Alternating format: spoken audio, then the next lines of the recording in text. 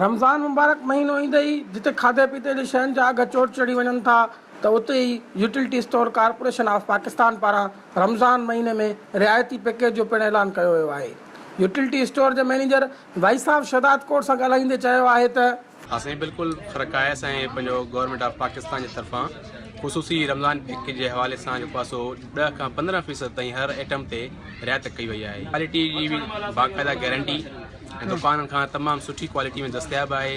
हर आइटम तव्हांखे हिते मिली सघंदो ऐं जेको आहे सो माना कंहिं विषय में तव्हांखे का बि शिकायत न मिलंदी। तॾहिं त यूटिलिटी स्टोर में मौजूद ख़रीदार पिणु भाई साहब शहदाद कोट सां ॻाल्हाईंदे चयो आहे त अदा शुक्र अलहमदिल्ला पोइ बि शहर खां काफ़ी फ़र्क़ु आहे हिते जेको आहे सो तक़रीबन 10-15% जेको आहे शहर जे हिसाब सां हितां घटि थो मिले।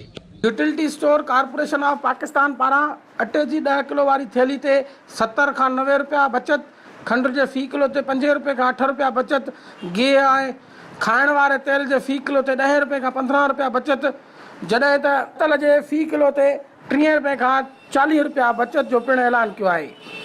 उनखां अलावा सरफ साबुण समेत ॿियनि खाधे पीते जी शयुनि ते पिणु रियायती पैकेज ॾिना विया आहिनि।